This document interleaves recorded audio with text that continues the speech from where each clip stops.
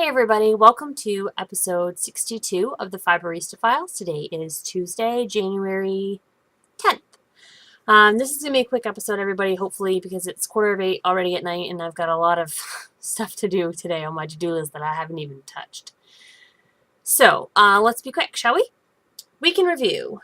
I had a great week last week. You know, obviously, that Katie from Knitting on the Fly was here last week and recorded. It was so good to be able to hang out with her just one-on-one, just us girls. Not that we, don't love our significant others, but it was really nice to just be the two of us and hang out and laugh and have fun. And we cooked and we ate and we dyed yarn and we had a really great time. That was fantastic. My husband came down this past weekend, which was great.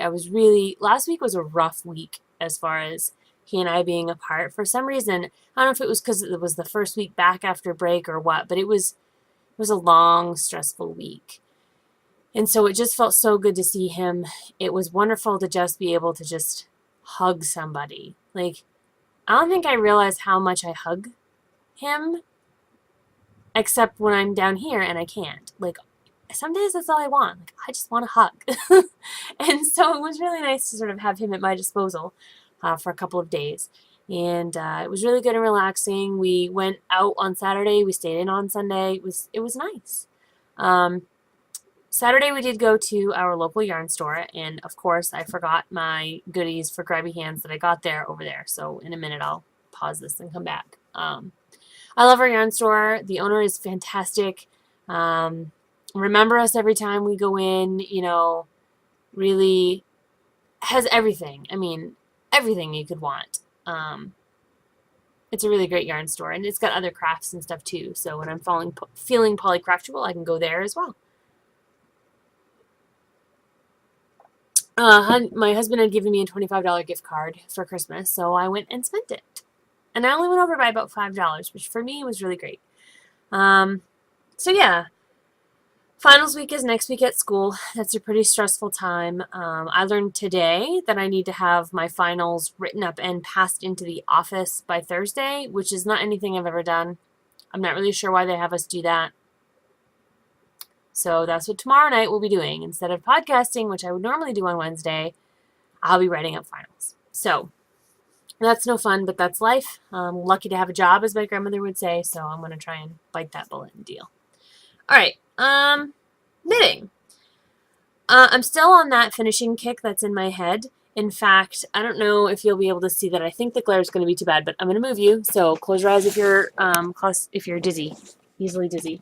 This is my board, and you really can't see it right now. But at the top are 8 things that I'd like to finish, and at the bottom are 8 things that I'd like to start. I've written the percentages of what I finished or how much I've accomplished on all of those things. And I'm trying to just bang those out as quickly as possible. 3 of those things are at 90%. So realistically, it shouldn't be that big of a deal.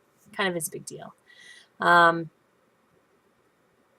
have 3 sets of socks where I have the first sock done except for the heel. Need to do the heel and move on to the second sock. So yeah, excuse me. And then I have a list of all the stuff that I want to knit. So I guess I'm kind of on a finishing kick. I'm still planning to finish a lot of things, but I haven't actually finished anything. I did make a little bit of progress. I don't know if I told you last week or not, but when I was coming back to the coast not last weekend, but 2 weeks ago, I had dropped one of my wooden knitting needles on the ground outside when I was moving everything to the car, and I'd forgotten to pick it up. And by the time I called my husband to ask him to pick up my knitting needle, the dog had already gotten hold of it and had destroyed it. So my knitting needle was all chewed to bits. So I needed a new pair of size 15 needles. I ended up just going, when I went to the yarn store last weekend, I got just a cheap pair of Susan Bates plastic size 5. They were like $7. And it's just a 16-inch circular. And it enabled me to accomplish one of the slippers. This is a slipper. It will be felted. This is a 15-inch slipper. Nobody I know has a foot that big. But once you felt it, it should shrink this way, and it should be reasonable. I think you can tell that this is a left foot rear. I'm looking at the bottom, and you're looking at it this way, and I'm looking at it over there. It's totally messing with my head. this is a left foot. This is the heel part down here. It should cup the heel nicely, and then this is the sides, and they go here at the top. This is what the back looks like. My seaming is horribly ugly. I don't care.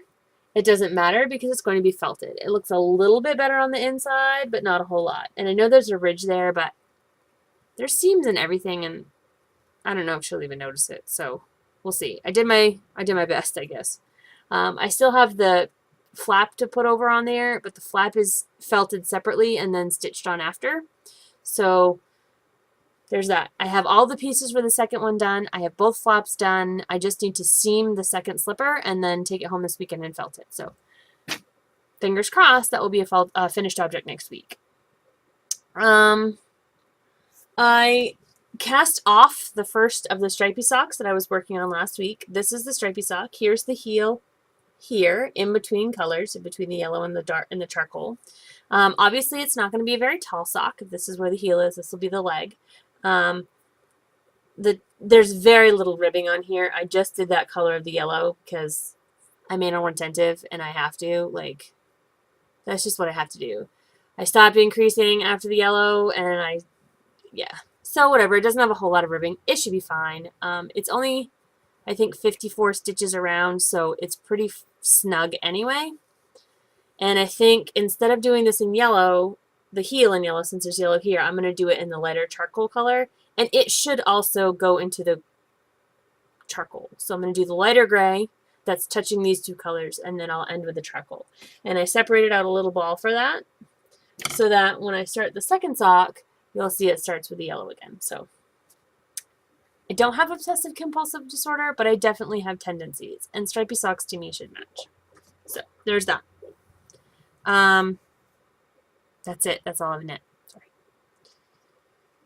Spinning. I completed one bobbin of Bartlett Yarns pencil roving in the Mountain Blue colorway. Here it is. It's all scanned up. You'll see how rustic it is, I think. It's got a lot of nips and halo and woolly bits and unevenness, and I love it. This is only 42 grams, which is less than 2 ounces.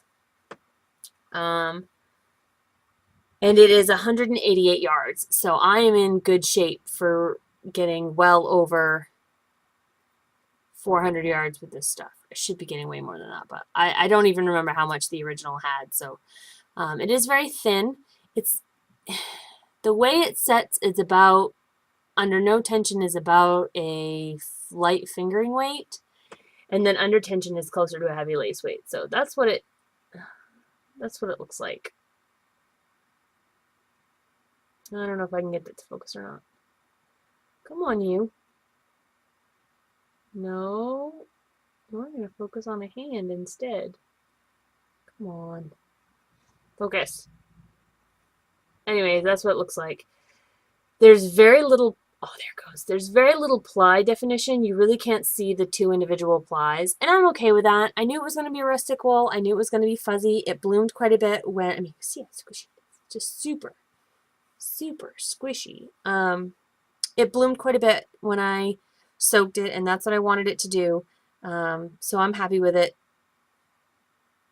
It's gorgeous. So I have more to do still on that, obviously. It's only 42 grams because that's all I could get on the bobbin when I applied it. It just fluffed up so considerably I couldn't even get 2 ounces on that bobbin before it was full. So it's fine. I don't care how many skeins I have. It's insanely easy to splice that together, so no big. The Southdown Fiber blog post. I just had that final blog. I've put the pictures in. I just need to proofread and post. I'm hoping to get that done tonight. That's my goal. Before you see this, it should be up. So if you go to highlandhandmades.com, you should be able to see the final Southdown post. And I'm in the thick of researching Navajo Churro at this point. The Fleece and Fiber source book and the Knitter's Book of Wool are both beside my bed, and I'm taking notes. So that hopefully will be coming soon. My goal is to really start doing that up again, because I really am interested in learning about those other fibers and sharing that information with you guys. So fingers crossed. Dye pots. There will be a shop date this Thursday, January 12th. That's in 2 days. It is going to be at 6 p.m. Eastern Standard Time. That's an hour later than usual. I have drama that afternoon, and I don't know what time I'll be home. Drama goes until about 4:30. That puts getting home at 4:45. I can't do activate everything in 15 minutes. My other goal for tonight, in addition to the Southbound post, is to get everything listed. I haven't photographed it, so nothing will have pictures, but at least all of the writing will be done. So that's my goal for tonight. I'm going to try and bang that out between 8 and 9 o'clock, maybe? We'll see. But here's what I have. I have fiber and yarn. There will be different fibers and yarn pretty much offered in the next update, and then in sometime between this update and the next. I need to order more fiber because I'm almost out. So let's start with sugar maple sock, shall we? Sugar maple sock is the only yarn I have this week. I have some new colorways, some current colorways, and some self-striping. You heard me right. For the first time, I am going to have self-striping yarn up in the shop. I've only done one skein prior to this, and it was a custom order for somebody, and she's a friend, so I knew that it would be safe to sort of use that as my guinea pig.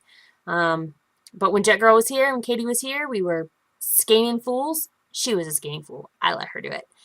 And I dyed it up, and that's what we have. So, all right, and then there's one oops yarn too. This is one of the self-stripings. It says self-striping on the label. Self-striping. This is Cherry Blossom. This yarn will dye in shades of rose, which is the dark here, pink, which is the soft, and the chocolate brown. I do not know what order it goes in. I believe if you were to ask me, if you put me under the gun about it, I would say chocolate brown, rose pink, brown, rose pink, brown, rose pink. That's what I believe it does. It's only a 3-stripe sequence. Each stripe is about 5 yards long. And this is a skein of 425 yards, 75% superwash wool, 25% nylon. Oops, I dropped it. Very happy yarn. I think you'll like it. So that's Cherry Blossom.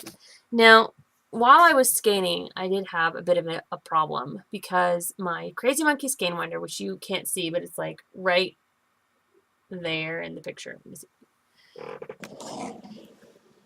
See the Crazy Monkey skein winder over there beside the fridge? Yep, that's it.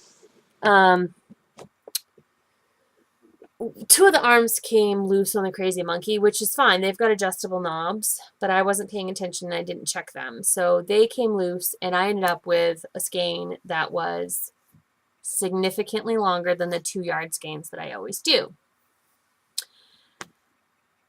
It still did the same number of revolutions, and when I was all done and I looked at it, I went, that looks weird. It's because it's too big.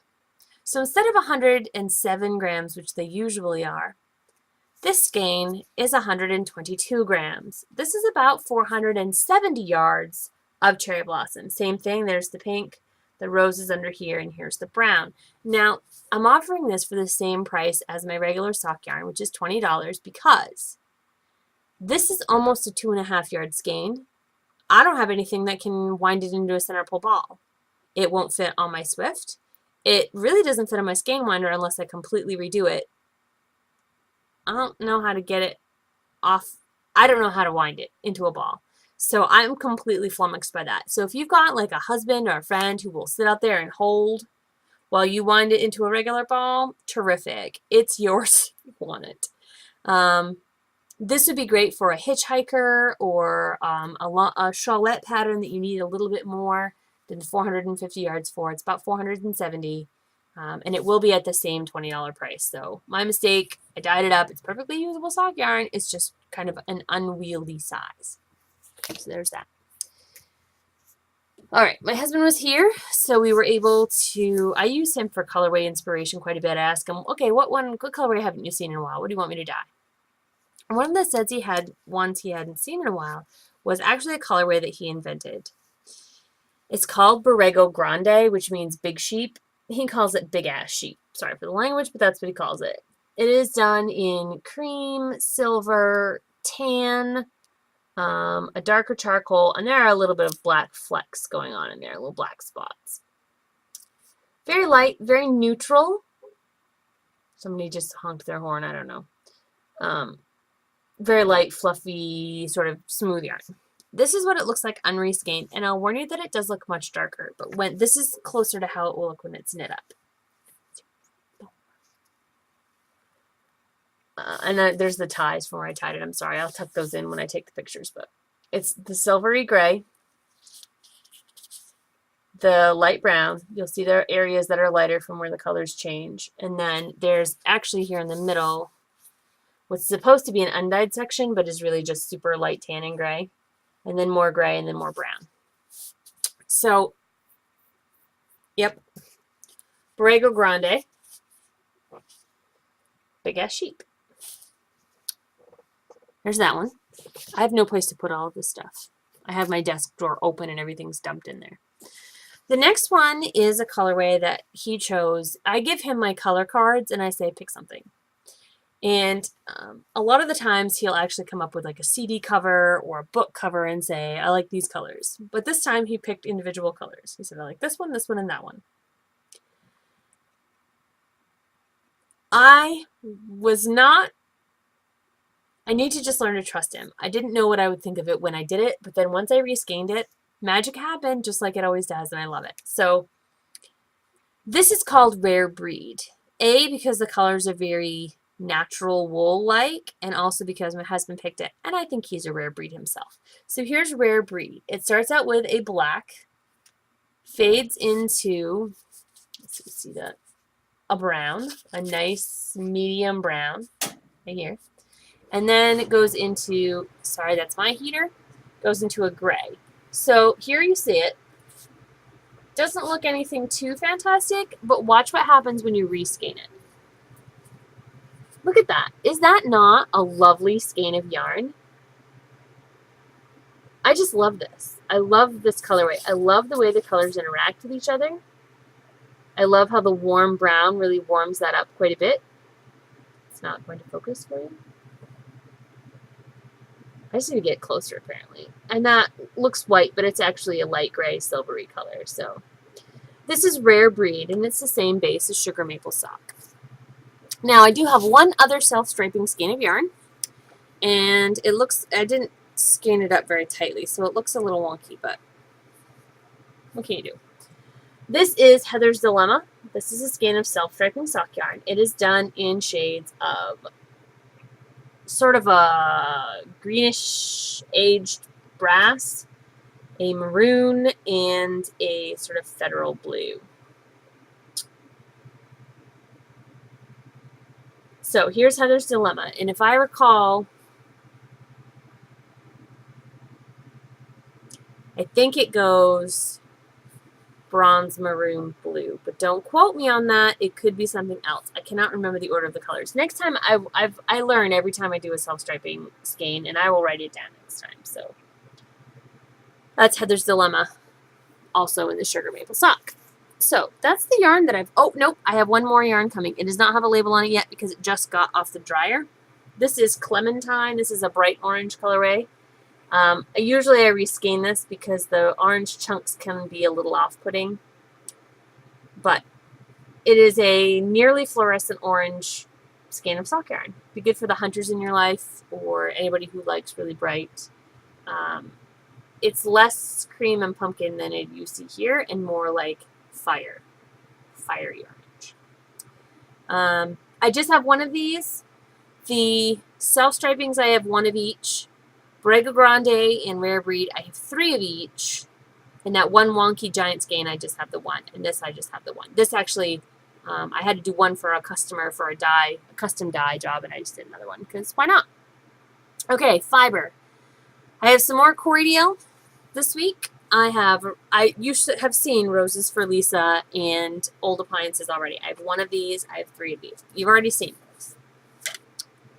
I also have, this also does not have a label, Just Before Dawn, which this is a true gradient. Usually I do kind of divide it in half, fold it in half, and then do it, but this is true gradient. It starts with a black, goes into navy blue, dark blue, medium blue, and then into a sky blue. So when you hold it, let me start with the dark one, work my way out.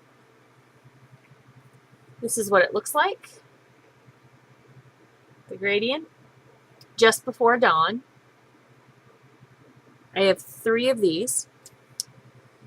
And I also did Nature's First Green, which is the same colorway as Dandelion, except Dandelion is space dyed and Nature's First Green is spot dyed, which means instead of doing chunks of color, I just squirt the bottles all around, which is kind of fun. It's a way to relieve stress. So this is Nature's First Green. It's a big blend of golds and greens and silvery greens and yellow greens and gold greens.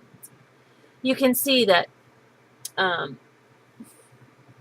the colors change very rapidly. There are no big giant chunks. There's a lot of shading. This makes a very subtle tonal yarn when it's all spun up, and it looks gorgeous. So much depth to the color. It really is unbelievable. So this is also Corriedale, and it is Nature's First Green. Then I played around with a couple of fibers. I have 2 colorways of Superwash Merino Tencel. So it's 50-50 blend, Superwash Merino, 50% Tencel, and it is, of course, in the white spruce top, because the white spruce top is a superwash that can't felt. This is the first one. This is Azur's Ocean, which is the colorway I've done before. I've done it in fiber. I've done it in yarn. I love this colorway. I love blues. So this is Azur's Ocean. Bright blue, medium blue, dark blue, all together, happy as can be. And this is in the 50-50 blend. I also did, I'm going to skip fibers. I'll go back to the other Superwash Merino Tencel in a minute. This one is Azur's Ocean as well. And this is the white spruce top, but that is the 60% Superwash Merino, 30% bamboo, and 10% nylon. And this takes the dye very differently than the Superwash Merino Tencel. So this is Azur's Ocean in the 60-30-10 blend, and this is Azur's Ocean in the 50-50 blend. They look different. This one, because of the bamboo, has long streaks of white where the bamboo doesn't take the dye. And this bamboo merino blend also breaks the dye a little bit differently. So a lot of places in here, I don't know if you can see it right here, there's little hints of almost purple. Like, it's still got the light blue, the dark blue, the medium blue, but there's also little sections where it almost looks a little bit purple, especially right next to the dark blue, which is where that was the part that was absorbing differently. So 60-30-10, 50-50. They're very different. Really, it's just a question of how shiny do you want it. This is more matte. The bamboo is shiny, but the actual merino and nylon isn't. Whereas the 50-50 blend, that Tencel, is super shiny. So it's just a matter, I don't know if you can see the sheen there. It's hard to see. I'll try to photograph it better. So question is, how shiny do you want it? Shiny, not as shiny. More shiny, less shiny. It's up to you. So that's Azur's Ocean. And then finally, this colorway I'm calling, I don't know what to call it. What do you want to call it? I don't like my husband. I like my husband's colorways, but I don't always like his name.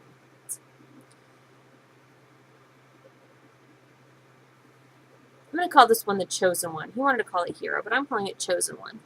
This colorway is based from the cover work of the book Catching Fire, which is a Hunger Games novel, which I devoured. I read all 3 books in 3.5 days, and I'm not the only person who's been totally sucked in by those. I have a couple friends on Plurk that are too. If you haven't read Hunger Games, buy the trilogy. You can get them cheap on Kindle, and just sit down when you have a weekend and just read them all, because they're that good.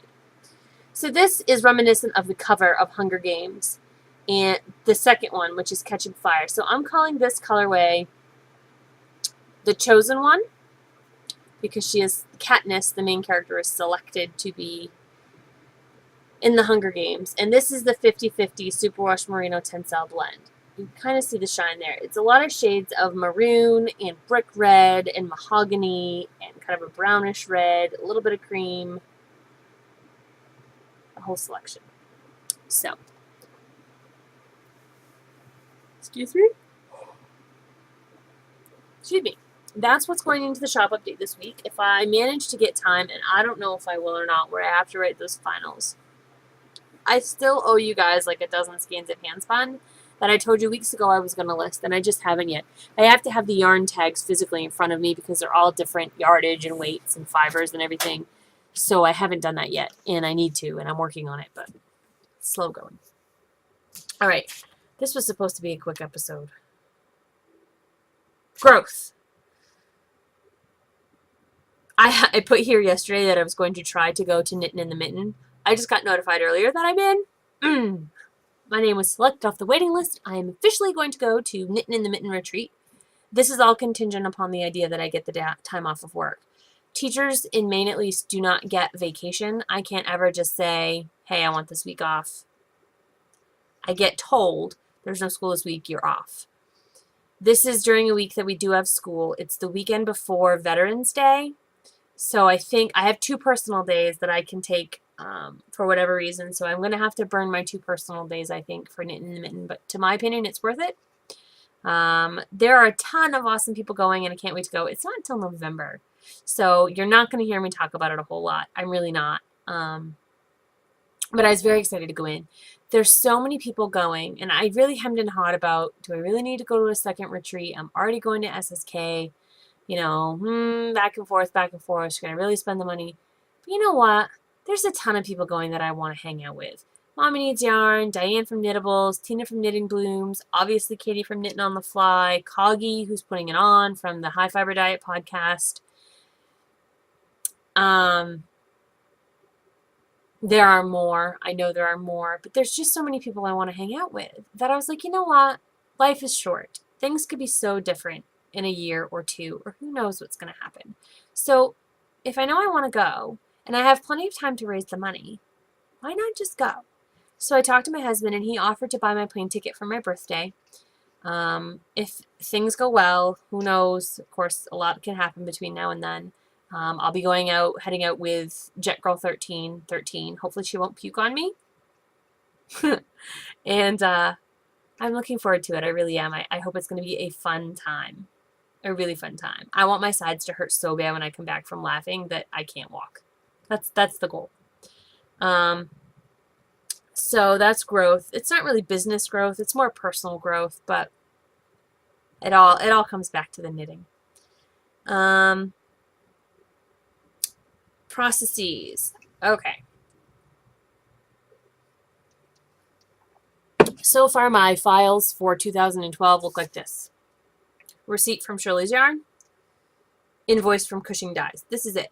This is not going to be how I file things this year. However, this is exactly the type of stuff that I lost track of this past year. I know that I do not have all my business receipts. I know that I used my Highland Handmades account for things that were not business related. I know I did all of this stuff. I know I did a poor job tracking it.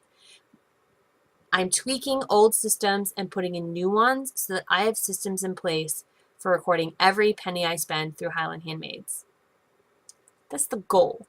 I still need to figure out a way to categorize my income.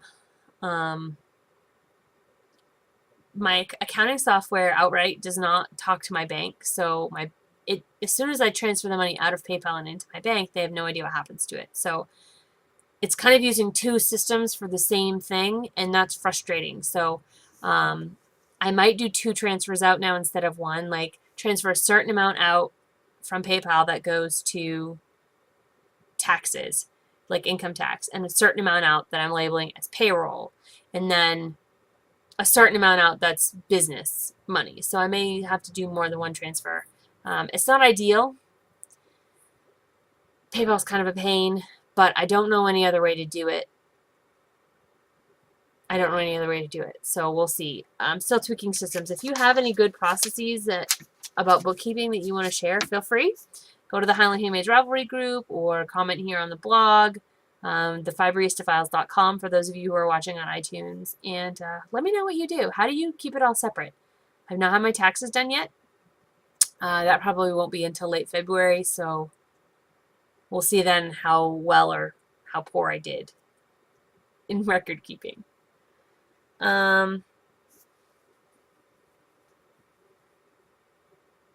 Grabby hands. All right, now I've got to edit really quick, so I'll be right back.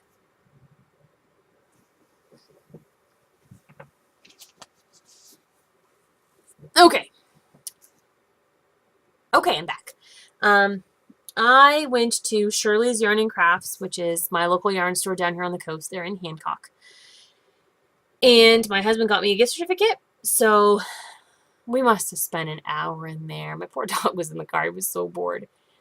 But the rule was I had to spend it on yarn for myself, for projects for me, not to buy yarn for knitting for other people, but knitting for myself. And I have a lot harder time with that than I do with saying, oh, well, I know that I need yarn for 2 lined beanies for my husband's work friends, so I can get that. He's like, nope, you can't. You have to get stuff for yourself. I picked stuff up, I put it back, I carried it around for a while, I went back to where it was, I put it away, I hemmed, I hawed. Finally, I settled on 3 skeins of yarn. The first one I said I wasn't going to buy because I already have 3 skeins of this brand of yarn, this company of yarn, and I haven't knit any of them. But I loved it, so I got it. This is Yummy Yummy Malabrigo. Malabrigo. In Rios, which is their superwash base. And it is in the colorway, I'm trying to show you the hot pink pop. It is in the colorway Purpurus, which I didn't bother to translate to find out what that meant. So this is Purpurus in Malabrigo Rios. It's very dark aubergine, sort of a grape, and then a little flash of hot pink. This is destined to become a courtyard hat for me. Froggy Monkey, I think it was, gifted me this pattern. I just need a coordinating yarn. I'm thinking a dove gray, a light gray, a pale gray, but I'm not sure. It smells like Shirley. This smells fantastic. Shirley's, not Shirley. I didn't smell Shirley. The other thing that I ordered is for a project that I've been wanting to do since I bought the book. The book that the pattern is in is I know the name of it. Oh my God, where is it? My Grandmother's Knitting. And there's a pattern in there for the fiddler's mitts, which are short fingerless mitts that have a colorwork motif. And this is Colibri Dale Garn. It's from Dale of Norway. It's Norwegian yarn. In 4155 number 3 and 57112616. So I don't know. There's no English colorway. It's Egyptian cotton, I think. It just says 100% cotton, but the foreign version of it says Egyptisk. So I'm wondering if that's Egyptian cotton. So it's a silver, a nice cool pale silver, and a maroon. It looks a little bit more purple on your screen than it really is. It's more of a dark red maroon. There we go. That's better. So these are the 2 colors I'm going to do. I don't know which one will be dominant. I don't even know if I'll have enough for both mitts. We'll see. It's 100% cotton. It's a cable plied yarn, I think. Nope, it's not. I lied. How many plies is it, though? 1, 2, 3, 4. It's 12 individual plies, and it is 50-gram ball. It's 105 meters. So it's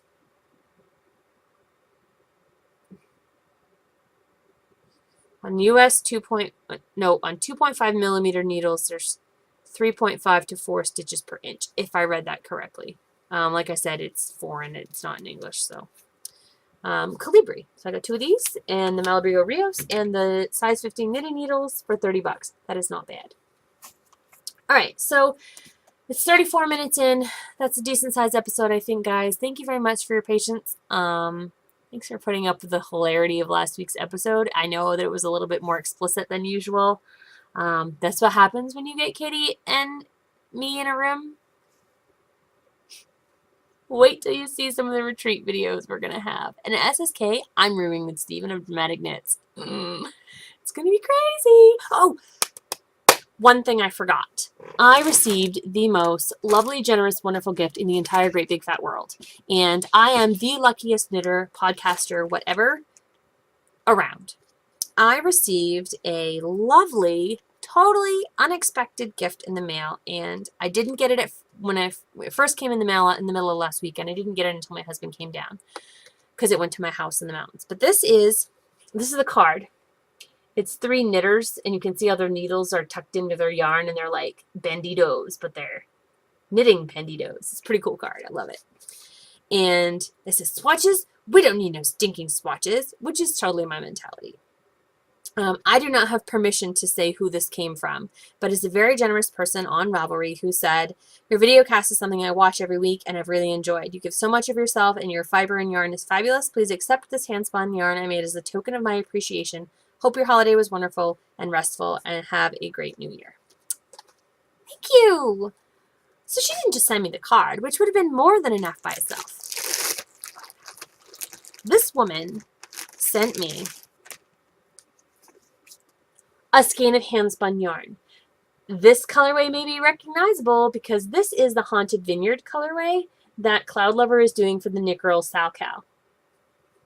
It is 256 yards of a 2-ply. It is gorgeous. Oh my god, I cannot wait to figure out what I'm going to do with this. I don't know yet. This has to be special because this yarn was special, because this gift was special. I love it. Thank you so much.